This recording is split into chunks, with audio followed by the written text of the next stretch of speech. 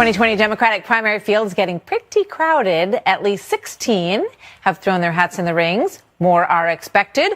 The latest is Wayne Messam, a 44-year-old mayor of Miramar, Florida, the 44-year-old mayor of Miramar, Florida, who formally launched his campaign on Saturday, vowing to take on the big issues, including gun violence, climate change, and student debt. Mayor Messam joins me now. Thank you very much for being here, Mayor. Good to have you here tonight. Thanks for having me, Martha. So, I'm looking at this board of all of these contenders that are in so far, and, others who are still undeclared, like Joe Biden and the mayor of South Bend, Indiana, who you see pictured there. A lot of them, he may not be in this category, but a lot of them are, better known than you are. They have more experience on the national stage. So why get in? Well, as a son of immigrant parents who came here to America from Jamaica, chasing the American dream, my father cut sugarcane for a while to help support his family and to live that American dream that they set out for me, being a mayor of a major city in Florida, starting a construction business, playing football at Florida State University. Yeah. I see that those dreams and opportunities are slipping away from the American people. You said it, the word about experience. When you look at Washington, you have to wonder if solutions are solving the problems of Americans. Mayors are closest to the people. We don't have the luxury of shutting down our government.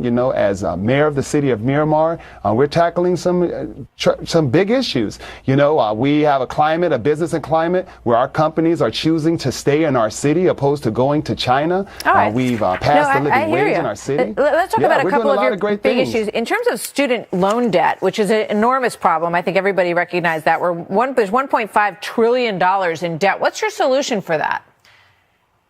Well, the student loan debt crisis is really crippling not only Americans from being able to purchase homes, invest in businesses. They're paying on average $400 a month. It's really slowing down our economy. It's the second highest consumer debt, second only to housing. And I'm proposing that there be student loan debt forgiveness, that we wipe out this burden so that we can give a boost to our economy.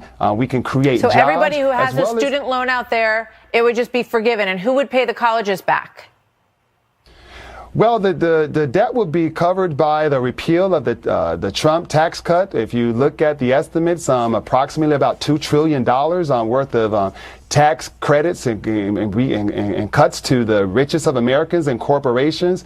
We would use that funding to forgive that debt.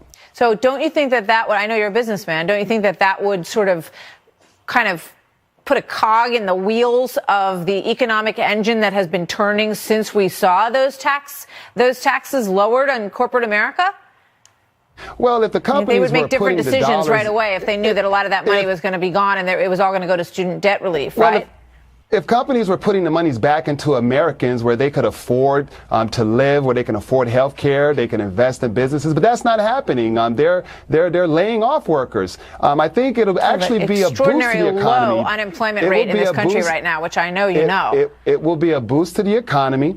It will be it will make about $86 to $100 billion impact to the GDP, create over 1 million jobs over the years, and it will be an economic stimulus that will allow average Americans to buy homes, invest in businesses. You have the accountant that has all this debt that they have to pay back and student loans. They'll start their own practice, create new jobs. So what about going forward, though? What about all the students going forward who have to, and I agree with you, the student loan debt is a big issue. It's a problem in this country. But would we just continue to pay for, the debt going forward?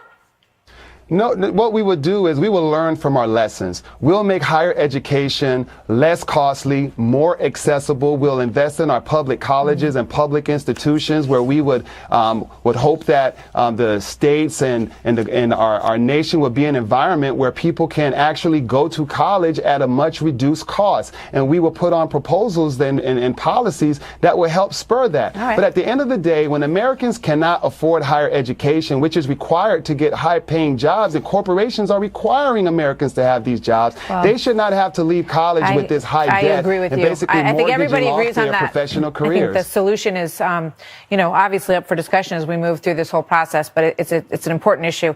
Wayne Messam, thank you very much, Mayor of Miramar in Florida. Good to meet you tonight. Thanks for being here. Thanks for having me. You bet.